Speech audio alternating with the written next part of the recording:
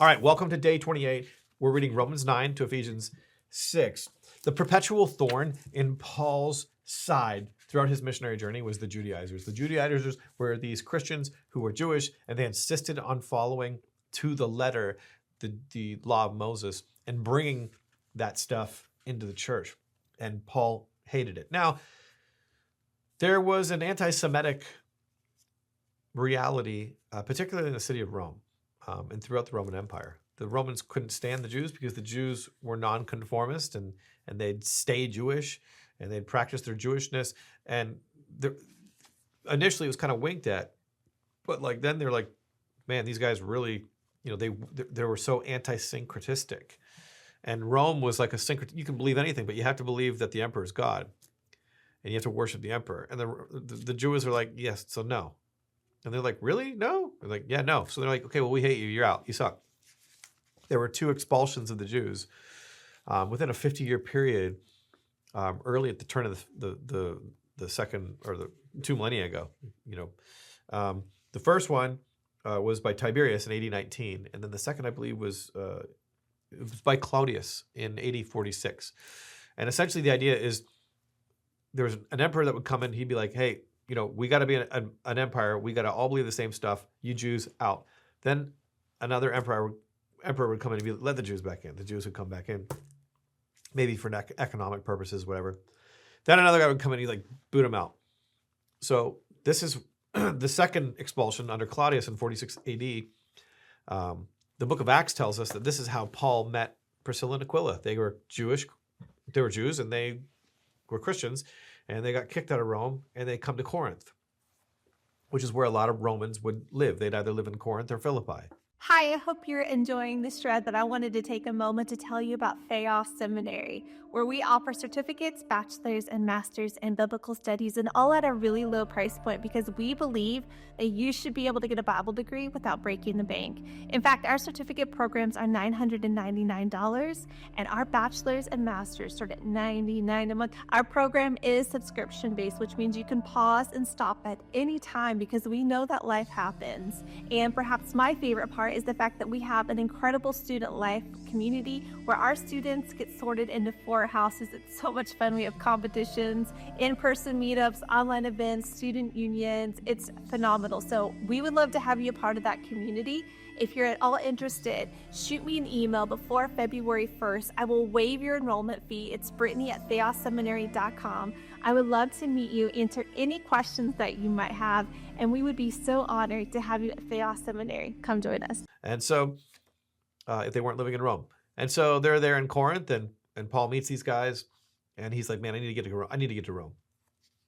By the time Paul gets to Rome, it's going to be a mess, but he writes a letter before he gets there. And the church is ethnically divided, Jews and Gentiles. Jews are on one side, Gentiles on the other.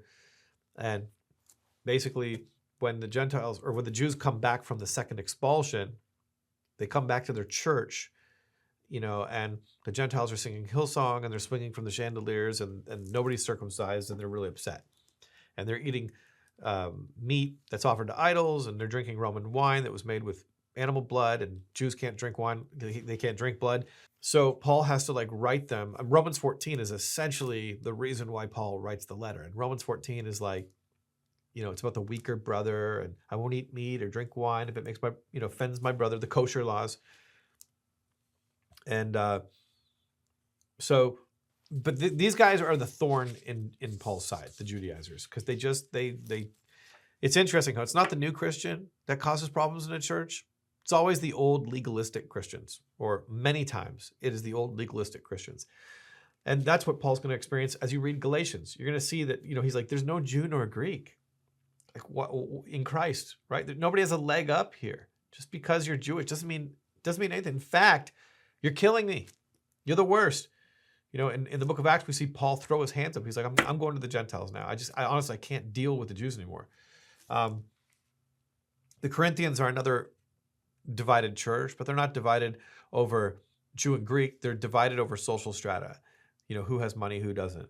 And we see this in 1 Corinthians 11, where the rich bring food, they eat all their food, they get drunk, they sing 99 bottles of beer on the wall, and there's a dude who hasn't eaten for 3 days.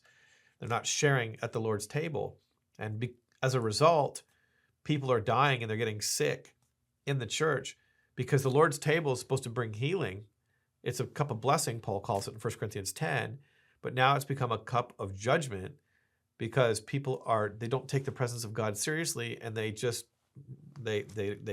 don't love each other. And everything is about serving them. Eating at the table of the Lord in an unworthy manner is when you come to church and you make it all about yourself. You don't care about God, and you don't care about others. And really, church is about him and his. And so that's kind of what's happening in Corinth. And this is sort of a theme throughout the New Testament churches. And so God's presence is still there. He's not leaving. He's like, this is my church. But the Lord's disciplining them. The Ephesians are going to be the best church in the New Testament. I remember reading once that the church in Corinth didn't make it past the 100 AD. It just fizzled out. But the church in Ephesus, that's going to grow. I've heard that it was a church of 25,000. This is a church that Timothy is going to take over. This is where John, the elder, is an elder at. This church is amazing. And they are going to become the best church in the New Testament. But they're living under the shadow of this giant temple, the Temple of Diana. And it's intimidating, and it takes up a lot of space in Ephesus. But not just a lot of space in Ephesus, a lot of space in their psychology, the psychology of the church. And so Paul's going to write and paint this beautiful picture of the church for the Ephesians, and to help them see how glorious their church and the temple of God actually really is.